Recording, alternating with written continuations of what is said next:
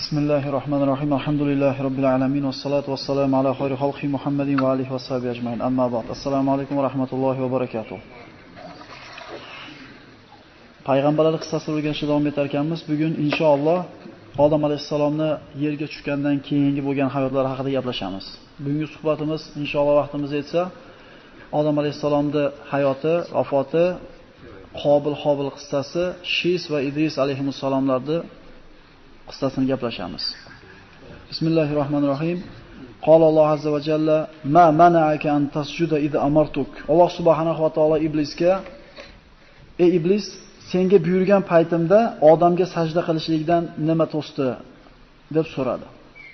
Iblis: "Men undan yaxshiman. Ana xayrun min xalaqtani min narin va xalaqtahu min tin." Meni o'tdan yaratding, odamni turpoqdan yaratding. Alloh taologa qilingan birinchi osiylik mana shu kibr bo'ldi. Shuning uchun ulamolar aytadi, mana Odam alayhisalom ham gunoh qildi, ana shu man qilingan mevani yeb qo'yib. Iblis ham gunoh qildi. Ikkalasi gunoh qildi, ikkalasi osiy bo'ldi Allohga. Lekin Odam bilan iblisning farqi shunda bo'ldiki, iblis o'jarlik qildi, tavba qilmadi, Odam alayhisalom tavba qildi. Shuning uchun ulamolar aytadi, la saghirata ma'a isror va la kabirata ma'a istig'for. Ya'ni inson o'jarlik qiladigan bo'lsa, gunoh qilib turib tavba qilmaslikdan. Tavba qilmasdan o'jarlik qilar ekan, uni gunoh har qancha kichkina bo'lsin, o'jarlik qilganligi uchun bu gunoh kichkinaligicha qolmaydi. Bu katta yo'rada bu gunoh. Vala kabirata ma istig'for, va har qancha gunoh katta bo'lmasin, Parvardigoriga inson tavba keltirib istig'for etar ekan, har qancha gunoh katta bo'lmasin, Alloh azza va jalla kechiradi. O'tgan suhbatlarimizda aytdik, Robi ibn Haytham o'zini ashablariga aytadiki, kasal nima bilasizlarmi deydi. Dori nima bilasizlarmi? Shifo nima bilasizlarmi deydi. Appendist kasal, skalpel uni dorisi, qaytib appendist bo'lmasligi shifo topganingiz. Gunoh bu kasal deydi. Istig'for, tavba bu dori deydi. Qaytib gunohga qaytmasligingiz shifo topganingiz deydi. Demak, inson gunoh har qancha katta bo'lmasin, istig'for etar ekan, Alloh taolo G'ofurur Rohim ekanligini ko'radi. Parvardigor shunday bir zot ekanligini topadi va Alloh gunohlarni kechiradi. Odam alayhisalom mana rivoyatlarda 1000 yil umr ko'rdi deb aytiladi. Mana Isroiliyotda olingan ma'lumotlarga qaraganda Odam alayhisalom o'zini farzandlarining soni 400 mingtaga yetganligini ko'rdi degan rivoyatlar bor. Bu Isroiliyotdan. Astagfirullah va bassa minhuma rijalan va kathira. Va bassa minhuma rijalan kathiran va nisa. Ana shu Odam va Havvodan Alloh taolo ko'p erkak va ayollarni yaratdi. Odam alayhisalomning mana aytdik, birinchi farzandi Qobil edi. Va Qobil va Hobil qissasi Qur'onda mana Alloh taolo Moida surasida zikr qiladi. Astagfirullah vatlu alayhim naba ibnay adama bil haqq id qarraba qurbanan fatuqbila min ahadihima va lam yutaqabbal min al-akhar qala laqtulannak qala inna ma yataqabbalu Allohu minal muttaqin. Qobil dehqon edi. Qobil cho'pon edi. Qobilning tabiati dag'al, qattiqqo'l, berahim kishi edi. Qobil uni aksi, yumshoq tabiat, rahmdil, ko'ngilchi kishi edi. Ya'ni cho'ponlikning xususiyatlaridan bittasi, agar cho'ponning qalbida bir rahm shafqat, hayvonga bo'lgan bir mehr bo'lmaydigan bo'lsa, hech qachon cho'ponlik qila olmaydi. Rasululloh sollallohu alayhi vasallamdan sahih hadislarda keltirilgan, har bitta payg'ambar qo'y boqqan deydi. Hatto Rasululloh sollallohu alayhi vasallam ana shu payg'ambarlik yoshi yetguncha, ana shu 25 ga kirib tijorat bilan shug'ullangunga qadar cho'pon bo'lib qo'y boqqanligini, Makka ahli uchun ma'lum bir haq evaziga qo'ylarni boqqanligini o'zi haqida payg'ambar sollallohu alayhi vasallam shunday deb aytgan. Ya'ni hayvon boqishlik hikmati insonning tabiatida halimlik, yumshoqlik, rahm shafqat degan sifatlarni tarbiyalaydi. Chunki hech qachon mo'min odam tabiat agar yumshoqlik, rahm shafqat bo'lmasa, hayvon boqa olmaydi. Och qolgan ko'rib o'tib ketavermaydi. Chanqagani ko'rib tashab qo'ymaydi. Demak, hayvon boqishda birodarlar, insonni qalbida mana shu tabiatni tarbiyalashlikka bir vositalar bor hisoblanadi. Odam alayhisolamning shariatida Qobil o'zi bilan tug'ilgan qizdan boshqa har qanday qizga uylanishi mumkin edi, faqat o'zi bilan birga tug'ilgan singlisiga uylanishi mumkin emas edi. Boshqa Odam alayhisolamning aytib o'tgan darsimizda har safar Havvoni tuqqanda bir o'g'il, bir qiz tuqqan. o'zini singlisidan, birga tug'ishgan singlisidan boshqa har qaysi qizga uylanishiga mumkin edi. Bu ularning shariati edi. Chunki o'sha zamon shunday shariatni talab qilar edi. Qobilning singlisi go'zal edi. Qobilning singlisi esa ko'p ham chiroyli emas edi. Odam alayhisalom Qobilning singlisiga uylanish kerakligini aytdi, lekin Qobilga bu narsa yoqmadi. Odam alayhisalomda bu buyrug'idan g'azablandi, itoat qilishidan bosh tortdi. Shu kunlarda o'zida Alloh taolo mana qurbonlik qilishga buyurdi. Odam alayhisalom farzandlariga buyurdi. Allohning yo'lida qurbonlik qilinglar. Hammamiz bilgan mashhur qissa. Qobil dehqonchiligini eng sassiq, bemaza bo'lgan xunuk dehqonchilik mevalardan olib kelib qo'ydi. Qobil esa aksincha o'zini ana shu boqayotgan qo'ylar ichidagi eng semizi, eng chiroyligini, eng sifatligini olib kelib qo'ydi. Qurbonlikda qabul bo'lganligini belgisi bir tutunsiz o'tkalardida kuydirib ketar edi. Qurbonlikni qo'yishdi, ertalab borib qarashganda Qobilning qurbonligiga o't tegmagan, aksincha Qobilning qurbonligi kuyib yo'q bo'lganligini ko'rishdi. Va shunda Qobilni ukasiga nisbatan hasad qo'zg'adi. Va shayton vasvasa qildi. Hali bu paytga kelib qotillik bo'lmagan. Ha, birorta odam o'lmagan edi ham, birorta odamni o'ldirmagan edi ham. Shunda Qobil ukasiga aytdi: "Inna qala la aqtulannak. Men seni o'ldiraman" dedi. Ukasi aytdi: "Qala innama yataqabbalullohu minal muttaqin. La in basatta ilayya yadaka litaqtulani ma ana bibasitin yadi li aqtulak. Inni axafulloha robbal alamin." Men seni o'ldiraman deganda ukasi aytdi: "Agar sen meni o'ldirgani qo'lingni uzatsang, men senga qo'limni ko'tarmayman. Men Robbil alamindan qo'rqaman. Albatta sen meni o'ldirishing bilan meni gunohlarimni ko'tarib o'zingning gunohlaringga qo'shib ketasan va jahannam egalaridan bo'lasan va bu zolimlarning mukofotida bo'lar." Ukasi shunday so'zni aytdi. Lekin shayton vasvasa qilishda davom etdi. Ukasi uxlayotgan tunlarda birida Qobil keldi, katta xarsan toshni oldi, ukasini uxlayotgan joyida boshiga urib ukasini o'ldirdi. Ukasini o'ldirdi, malomat chekdi. Nima qilib qo'yganligini o'ylab, qattiq bir afsus chekdi, lekin tavba qilmadi. Shu paytgacha hali odam o'lmagan edi. Birorta inson o'lmagan edi, o'liydi nima qilish kerakligini bilishmas edi. Alloh azza va jalla ana shu Qobilning oldiga ikkita qarg'ani yuboradi. Toki Alloh taolo o'rgatyapti nima qilish kerakligini. Astagfirullah faba'athallohu g'uraban yabhasu fil ardi yuliyariya kayfa yuwari sawata akhi. Liyuriyahu kayfa yuwari sawata akhi. Alloh taolo ikkita qarg'ani yubordi, bir-biri bilan urushdi, biri ikkinchisini o'ldirdi. O'ldirgan qarg'a o'lgan qarg'ani oldi va oyog'i bilan yerda tutib, chuqur kavlab tashlab ustiga turpoqni tortdi. Alloh azza va jalla o'zi o'rgatdi. Qala ya waylata a'jaztu an akuna mithla hadal g'urab fa uwari sawata akhi fa asbaha minan nadimin. Menga voy bo'lsin, mana shu qarg'achalik bo'lmadimmi? Ukamni jussasini ko'mishga yaramadimmi? Va ziyon ko'rgan, nadomatlar ko'rganlardan bo'lib qoldi. Qobil ukasini ko'mdi, nadomat chekdi, lekin istig'for aytmadi. Bir gunohni qilib qo'yib turib, shu gunohdan Alloh taolosi bilan bizni gunohni kechirishligini xohlaydigan bo'lsak, u nadomat chekishlikni o'zi kifoya qilmas ekan. Inson istig'for etishlik kerak. Ulamolar aytadi, mana tavbani qabul bo'lishining 3 ta sharti bor deyshadi. Birinchisi, ana shu qilayotgan gunohingiz bo'lsa, to'xtaysiz. Ikkinchi sharti, ana shu gunohni qilganligingizga qattiq pushaymon yeysiz, istig'for aytasiz va qaytib qilmaslikka Allohga ahd berasiz, inshaalloh Alloh kechiradi deyiladi. Bu afsus chekdi, nadomat chekdi, lekin istig'for aytib otasini oldiga bormadi, balki o'zini singlisi, uylanishi harom bo'lgan singlisini olib sohilga qarab qochib ketdi. Odam alayhisalom tog' yonbag'rida yashar edi. Qobil o'zini singlisini oldida dengizni bo'yiga sohilga qarab qochib ketdi. Mana shu kundan boshlab insoniyat ikkiga bo'lindi. Yomonlar Qobil bilan, yaxshilar Odam alayhisalom bilan qoldi. Ular 1000 yillab umr ko'rardi. Qobil zurriyoti ko'paydi. Fisq, fujur, ma'siyat, bir-birini o'ldirishlik, har qanday gunoh bor edi, lekin tavhidda edi ular. Shirk yo'q edi ularda. Mana shu o'rinda Rasululloh sollallohu alayhi vasallamda bir qancha hadislarga e'tiborimizni qaratishimiz kerak bo'ladi, fitna xususida. Ya'ni namoz o'qimasa, u musulmon emas. roza tutmasa u kofir, zakot bermayotgan bo'lsa bu dindan chiqqan bo'lar. Shunga o'xshagan gaplarni juda osonlik bilan tilidan chiqib ketayotganlarni eshitib qolamiz. Birodalar, bir musulmon ikkinchi musulmonni ey kofir desa, hech qachon shu kofir degan so'z havoda qolmaydi.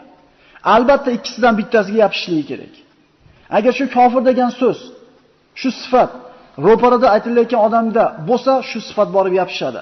Agar u odamda bu sifat bo'lmasa, aytgan odamga qaytib keladi. Sen kofirsan deb bo'lmaydi. Ana shu ulamolar kofir bo'lishligini shartlarini aytgan. Qur'onda sarih oyatlarni birortasi inkor qilsa, dinda zarur deb aytilgan ishlar birortasini inkor qilsa, Allohga farishtaga ishonmasa bo'laveradi desa, namoz o'qimasa bo'laveradi desa, Qur'onni masxara qilsa, yirtib aql hushi joyida bo'lgan holda yirtsa, bir behurmatlik ko'rsatsa, masjidga kirib bavul qilsa yoki tili bilan men kofirman deb aytmasa, boshqa o'rinda birovni kofir deyishga haqqimiz yo'q. Lekin mana shu aytilgan 5 ta shartli inson aql hushi joyida, ixtiyori bilan majbur qilinmagan holda qilayotgan bo'lsa, uni kofir demay boshqa ilojimiz yo'q. Undan tashqaridagi odamga biz kofirsan deyishlikka juda ehtiyot bo'lishimiz kerak. Imom Ahmad, Termiziy, Abu Dovud musnadida keltirilgan Usmon ibn Affon shahid qilinganda, mana bilamiz, ana shu Qur'on o'qib turgan joyda 80 dan o'tgan payg'ambarimiz ulug' bir sahobasini, Zinnurayn bo'lgan, payg'ambarimizdan jannatda xushobarni olishi sharafiga ega bo'lgan Usmon ibn Affonni o'tirgan joyda o'ldirishadi. Fitna bo'ladi. Rasululloh aytgan, mendan keyin fitna bo'ladi degan. Shu fitna bo'lganda ko'chada yurgan odamdan ko'ra uyda o'tirgan afzal deydi. Usmon ibn Affonni o'ldirgani kelishganda aytadiki, meni o'ldirmanglar. Rasululloh menga mana bunday va'dalarni bergan deydi. O'ldirganda tek turadi, o'ldirib chiqib ketadi. Shu islom tarixidagi bir shunday bir hollar bo'lgan. Sa'd ibn Abi Waqqos payg'ambar alayhisolamning ulug' sahobalaridan, Ashara-i Mubashsharani bittasi. Juda ko'p futuhotlarda qatnashgan, juda ko'p joylarda fath qilgan ulug' sahobaga kelishadida, "Ey Sa'd" deyshadi. Siz juda ko'p jihodlarda qatnashgansiz. Juda ko'p g'azotlarda bo'lgansiz. Urushda nimaligini bilasiz. Fitna bo'lyapti ko'chada. Usmon roziyallohu anhu o'ldirishdi, musulmonlar ikkiga bir urushyapti. Chiqib shu muammoni hal qilishga siz haqlisiz-ku. Chiqib hal qilib qo'ymaysizmi deganda Sa'd ibn Abi Waqqos aytadiki, Rasululloh sollallohu alayhi vasallamdan shunday hadisni eshitgandim deydi. Tez kunlarda o'rtangizda fitna bo'ladi. Shunda ko'chada shu fitna bo'layotganda, ko'chada kezib yurguchidan ko'ra uyda o'tiruvchi afzal dedi. Sa'd ibn Abi Waqqos shu hadisni aytayapti. Shunda bir kishi so'radi Rasulullohdan, "Ya Rasululloh, agar men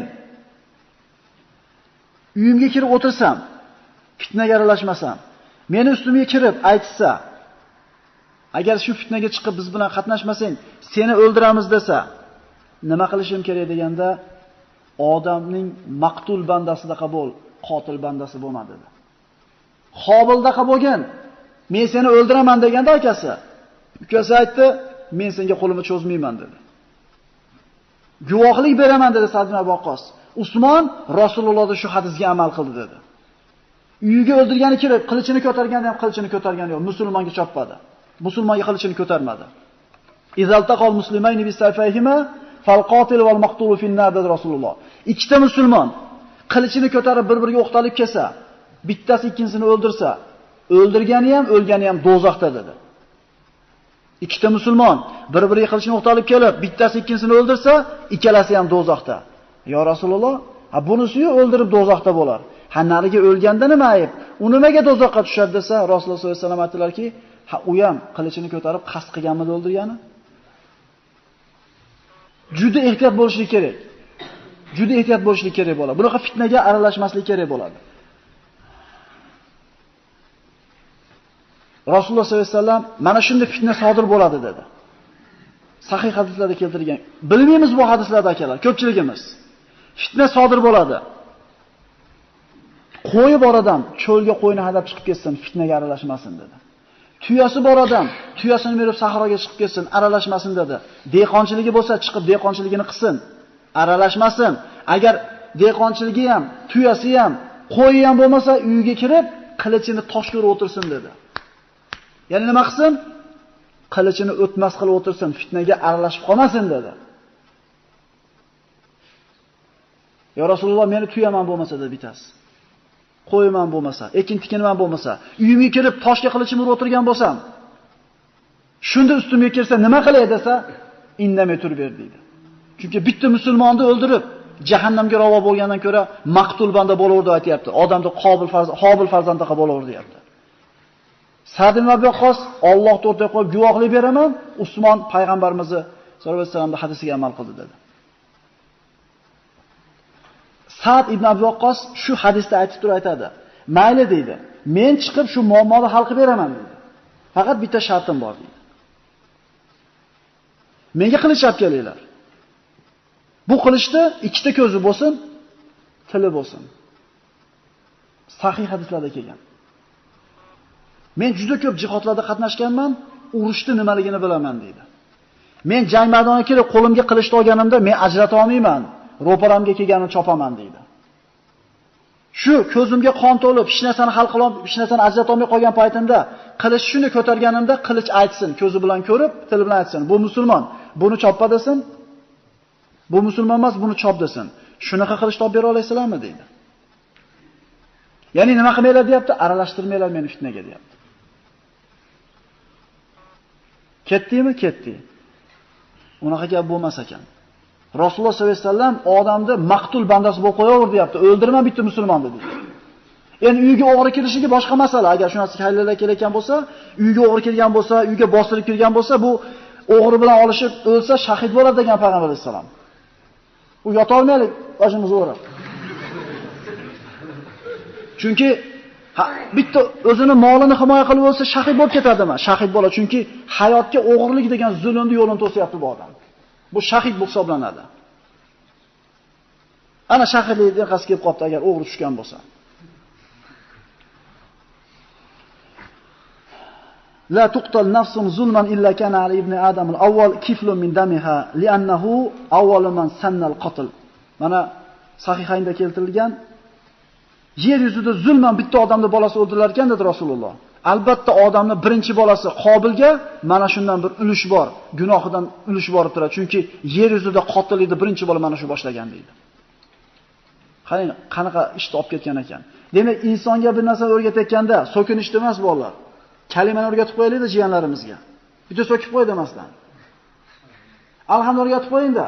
Ko'chadan keling, 5 so'mga bitta qand beradi. Kel o'tir. Qulhuvallohni qaytar bitta, men bolam. 3 kunda yodlatib qo'yasiz. Bizda ilmi yo'q unaqa katta odamlarga o'rgatadigan. Lekin eng kamida alhamdulillah o'rgatib qo'yamiz jiyanlarimizga. Umrining oxirigacha o'qigan Fotihasidan sizga ajr bor emasmi? Demak, yaxshilikni o'rgatishligimiz kerak ekan. Chunki yomonlikni kim narda o'ynashni o'rgatib qo'ying. Bo'ldi, umrining oxirigacha o'ynagan nardasan sizga nima bor? Ulush bor. Yaxshilikni o'rgatishimiz kerak bo'ladi.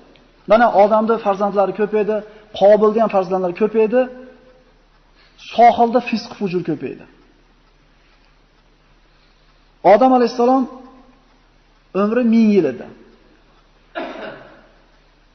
Lekin 960 yil yashadi. Imom Termiziy Muslim kitoblarida, musnadlarda keltirilgan Abu Hurayra roziyallohu anhu dan aytiladi hadis. Alloh Odam alayhisalomni yaratib bo'lib, uni umurtqasini, zohirini siladi va qiyomatgacha yashaydigan ruhlarni, zurriyotlarini, ruhlarni yaratdi. Har bitta ruhni peshonasida nurni yaratdi deydi Rasululloh. Shunda Odam alayhisalom qaradida ana shu ruhlarning ichida bitta ruhni peshonasidagi nuri nihoyatda bir chiroyli edi, yorug' edi. Va so'radi Odam alayhisalom: "Ey Parvardigoro, kim bular?" dedi. "Seni qiyomatgacha yashaydigan zurriyotlaring." Ana shu peshonasidagi nuri boshqalarnikidan chiroyli bo'lib turganga qarab, "Bu kim?" deganda, "Bu zurriyotingizni oxir zamonda yashaydigan farzandingiz. Bu Davud alayhisalom" dedi. Davud alayhisalomni zamonda oxiri deyapti Alloh taolo. Vaqtni tez o'tayotganligi qiyomatning alomatlaridan bittasi birodarlar. Kecha Ramazon bo'ladi deyatdik. Bugun 24-kunda o'tkazyapmiz. Jinda fikr qilaylik-da, ammo do'pini yerga qo'yib qo'yib turib. Kecha 15 ga kirdik. Kecha uylandik. Qaraylik-da. Dunyo hayoti bilan, dunyo g'am tashish bilan shunga olib ketyapmizki, vaqt o'tayotganini bilmay qolyapmiz. Agar qor yog'masa, 1 yil o'tganini bilmayapmiz.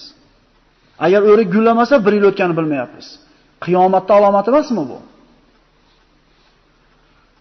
Shunda ana shu peshonasidagi nuridan ajablangan odam alayhisalom, Parvardigor, bu farzandimning umri necha yil deganda 60 yil dedi. Zid min umri 40 sana. Parvardigor meni umrimdan 40 yil qo'shib qo'ygin unga dedi. O'zini umridan 40 yil o'tkazib yubordi. Alloh azza va jallaning qudratidir. Alloh qodir zot. O'tkazib qo'ydi. Odam alayhisalomning umri 960 yilga o'tganda hadisda keladi, o'lim farishtasi uning oldiga keldi. Shunda har bitta payg'ambar birodarlar qancha umr ko'rishligini bilgan va hech qaysi payg'ambar joni olinmagan magar ixtiyor berilgan. Dunyoda xolasangiz qolasiz. Rasululloh sollallohu alayhi vasallamga ham taklif qilingan. Qiyomatgacha yashaysiz ya Rasululloh. Yer yuzi islom bilan obod bo'ladi. Butun yer yuzi siz qo'l ostida bo'ladi. Keyin jannatga kirasiz. Deganda payg'ambarimiz yonida turgan yigit terisiga sig'may ketdi. Jannatul baqiga chiqib salom berdi. Ularda haqiga duo qilib turganda payg'ambarimiz holi birdaniga bo'shashib ketdi.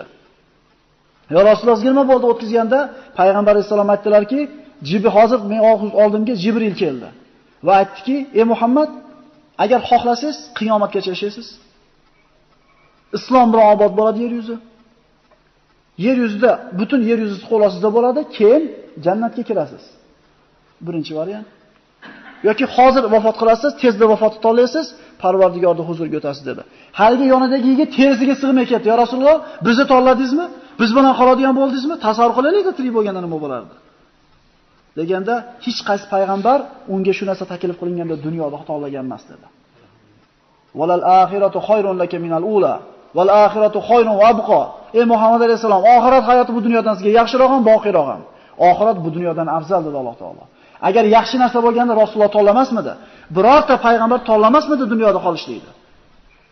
Musa alayhisalomga o'lim farishtasi kelganda, mana hadislarda keladi, bir chapaloq qo'ygan ekan. Farishtani izn so'raganda jon olishlikka. Allohning huzuriga borib qaytib tushgan ekan Azroil alayhisalom. Alloh taolo sizga salom aytdi va dedi Azroil alayhisalom, kaftingizni sigirni ustiga qo'ying. Mana shu kaftingizni tagiga sigirni ustidagi tukidan nechtasi jamlansa, har bitta tukiga 1 yilda umr ko'rasiz ekan dedi. Musa alayhisalomning qavmi qanaqa muomala qilganligini yaxshi bilamiz. Shuncha mashaqqat ko'rgan Musa alayhisalom ham o'lgisi kelmagan ekan avvaliga. Yashagisi kelgan ekan. Keyinchi desa, ana shu yillar tugagandan keyin baribir joningizni olaman desa, unda hozir olavering degan ekan. Birorta payg'ambar dunyoda qolishi taklif qilinganda xolagan emas. Bizning payg'ambarimiz Rasululloh sollallohu alayhi vasallam. Odam alayhisalomga o'lim farishhtasi kelganda, axir umrimdan yana 40 yil bor-ku degan ekan. Esdan chiqarib qo'ygan ekan. O'shuning uchun unutuvchi inson deb nomlangan ekanmiz, birodarlar. Inson degan so'zni o'ziga nisyon, arab tilidagi unutish degan so'zdan olinadi. Nasiya degan nima degan ekan? Unutdi degan ekan. Shuning uchun inson degani unutuvchi ekan. Odam alayhisalom inkor qildi, zurriyati ham inkor qiladigan bo'ldi Rasululloh. Odam alayhisalom unutdi, zurriyati ham unutuvchi bo'ldi. Odam alayhisalom xato qildi, zurriyati ham xato qiluvchi bo'ldi. Odam alayhisalom vafot etdi. Vafotidan 1 yildan keyin Havvo ona ham vafot etdi. Mana Odam alayhisalom Qobil vafot etgandan keyin Alloh taolo Odam alayhisalomga shisni berdi. Ya'ni hibatulloh, ne'matulloh. Odam alayhisalom vafotidan keyin shis payg'ambarlikni qo'liga oldi. Abu Zar G'iforiy aytadi mana sahih hadislarda, Alloh 100 ta sahifa nozil qildi, shisga 50 tasini tushirdi dedi. Insoniyatda ana shu boshlanish davri tanzimga, tartibga muhtoj edi. Alloh taolo sahifalar nozil qildi va inson hayotini tartibga keltirdi. Alloh taolo tomonidan o'rgangan ilmni Odam alayhisalom shisga o'rgatdi. Hadislarda keladi, kun tun hisoblarini, shu vaqtlarda qilinadigan ibodatlarni va barcha ishlarni o'rgatdi. Imom Ahmad musnadlarida keltiriladi hadislarda Abu Zumrat as-Sa'didan Madinada bir kishi so'zlayotganini ko'rdim deydi. Abu Zumrat as-Sa'di. Kim deb so'radim. Aytishdiki, bu gapirayotgan odam Ubay ibn Ka'b deydi. Olim edi u kishi. Qur'on tafsirini bilgan ulug' olimlardan edi. Odam alayhisalomga endi Ubay ibn Ka'b gapiryapti. Odamga o'lim soatlari yaqinlashganda farzandlariga aytdiki, men jannat mevalaridan yegim keldi. Bir top olib kelmaysizlarmi deganda farzandlari yerda turib jannatning mevalarini istab chiqishgan ekan. Yo'lda ketayotganda bu farzandlari qo'llariga kafan va ko'mishlikka kerak bo'ladigan barcha jihozlarni olib, inson suratida kelayotgan farishtalarga yo'liqishdi. Hali odam Qobildan tashqari hech kim o'lmagan edi. Qanaqa qilib ko'mishni bilishmas edi. Odam alayhisalomni ko'mgani kelayotgan bo'ladi bu farishtalar. Bu mana Imom Ahmadda keltirilgan ekan. Ha odam farzandlari, qayoqqa ketyapsizlar? Ha otamiz kasal, jannat mevalaridan yegisi kelib qopti. Shuni istayapmiz deganda qaytaveringlar. Otanglar vafot topdi deydi.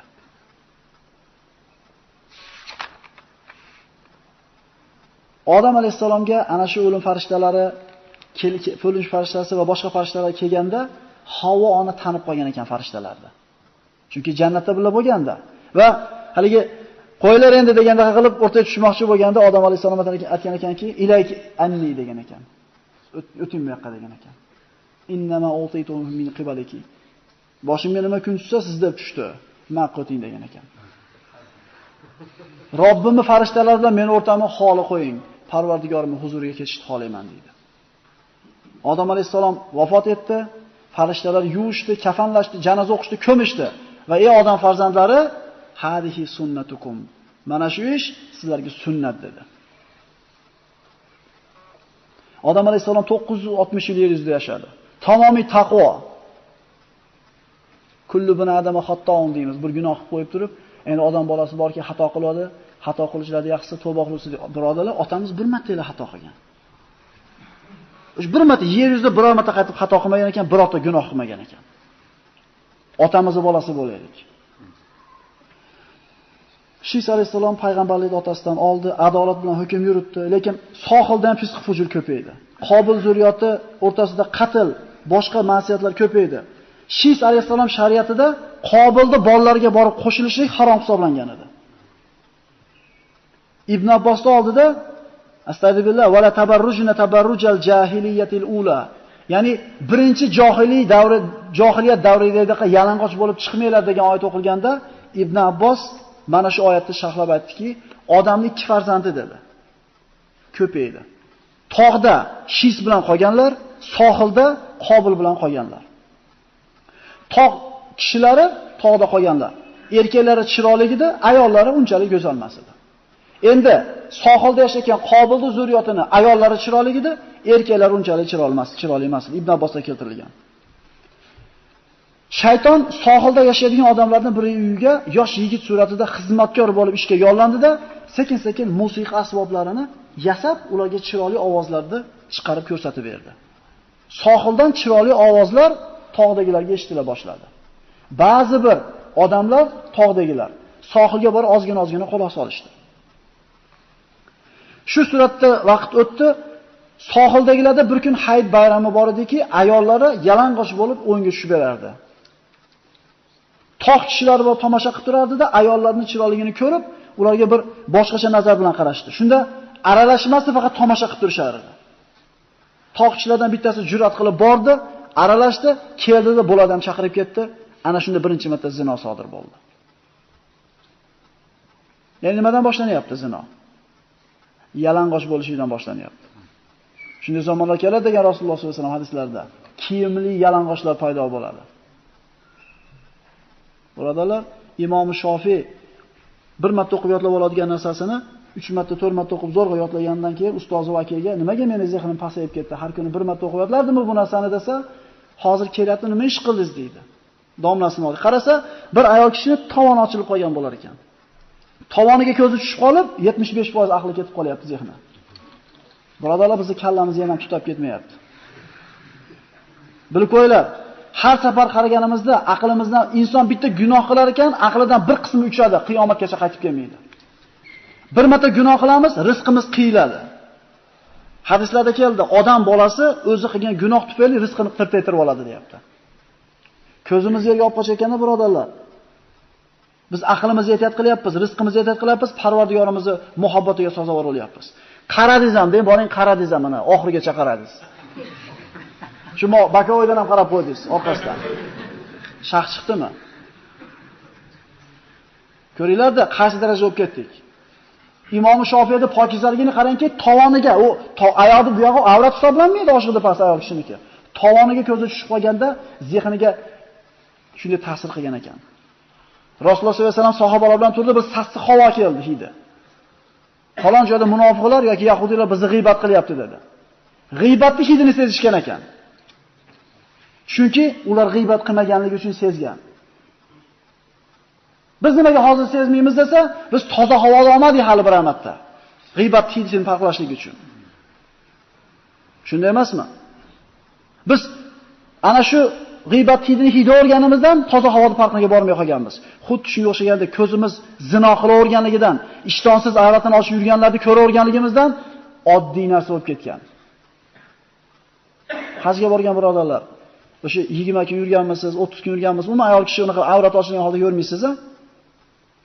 20 kun, 30 kun yurgandan keyin kelsiz, nadigilar shaytonga o'xshab ko'rinadi.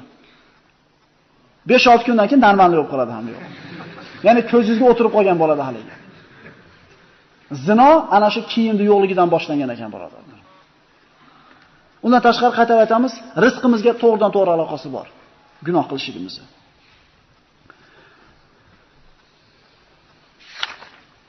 Shis alayhisalom o'zini qavmini qaytarishga harakat qildi, lekin ko'pchilik u yoqqa aralashib ketdi sohildagilarga. Ana shu paytda Shis alayhisalomdan keyin Idris alayhisalomni Alloh taolo payg'ambar qilib yubordi. Idris ibn Yarib, ibn Mihlail, ibn Qinan, ibn Anush, ibn Shis, ibn Adam. Idris alayhisalomning 5-bobosi Shis alayhisalom bo'lyapti. Odam alayhisalomning oxirgi 120 yillik hayotiga Idris alayhisalom guvoh bo'ladi. Ya'ni 120 yil oxirgi hayot qolganda Idris alayhisalom tug'ilgan bo'ladi. 6-nevarasi Idris alayhisalom. Hadislarda keladi, Odam va Shisdan keyingi birinchi payg'ambar Idris deyiladi va birinchi bo'lib qalam ushlab yozgan kishi ham mana shu Idris alayhisalom deyiladi. Ibn Kasirda u kishining sifatlari keltirilgan ekan. Qomati kelishgan, chiroyli yuzli, soqollari quyuq, uzun bo'yli, suyaklari yo'g'on, oriq, ko'p sukutli, xotirjam edi. Agar yursa ko'proq ko'zlari yerga qarab turar edi. Ko'p fikrli, mahzun kishi edi. Idris alayhisalom Shis alayhisalom shariatini davom etkazdi, ba'zi qo'shimchalarni kiritdi va Alloh taolo birinchi bo'lib Idris alayhisalomga jihad qilishlikni farz qildi. Chunki sohilliklar tog'liklarni o'ldirishlikka o'sha jur'at qilishni boshlagan edi. Haddidan oshganda bularni joyiga qo'yib qo'yish kerak edi. Va tarixda birinchi marta otlardan iborat bir qo'shin tuzdi, otliq qo'shin tuzib va ana shu Qobil zurriyotini qirib tashladi. Asir oldi, lekin o'lja olmadi. O'lja olishlik payg'ambar sollallohu alayhi vasallamga halol qilingan edi. Asir oldi, ularni qolganlari qo'llarda bir asir bo'lib qolib ketdi, ularni yo'qib tashashdi. Idris alayhisalom haqida Qur'onda bir o'rinda mana oyat nozil bo'lgan. Vazkur fil kitabi Idrisa innahu kana siddiqon nabiyya va rafa'nahu makanan aliyya. Mana shu Qur'onda Idrisni zikr qiling, eslang. Albatta u rostgo'y payg'ambar nabiylardan edi. Biz uni oliy makonga ko'tardik.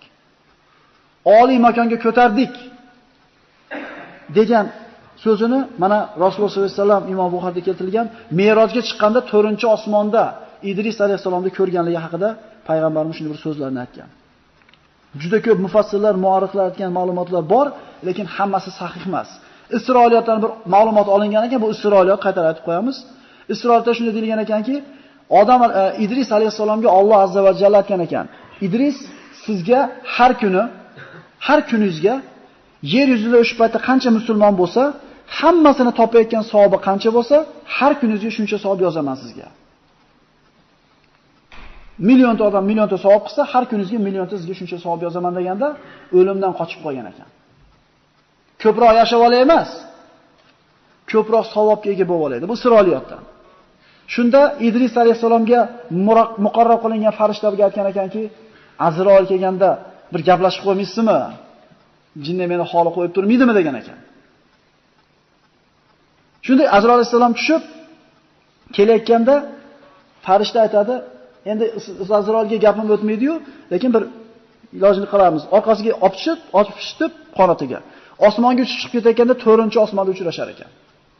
Azroil alayhisalom bilan haligi farishta. Orqasida Idris alayhisalom. Ey Azroil dedi farishta. Idrisni ozgina qo'yib tursangiz bo'lmaydimi desa, qani Idris o'zi desa, orqamda deydi.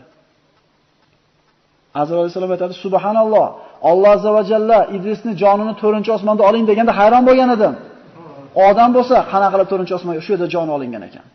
Va rafa'nahu makanan aliyya. Biz uni oliy makonga ko'tardik. Bu ana shu Isroilda keltirilgan ma'lumot ekan. Ana shu kiyim xususida.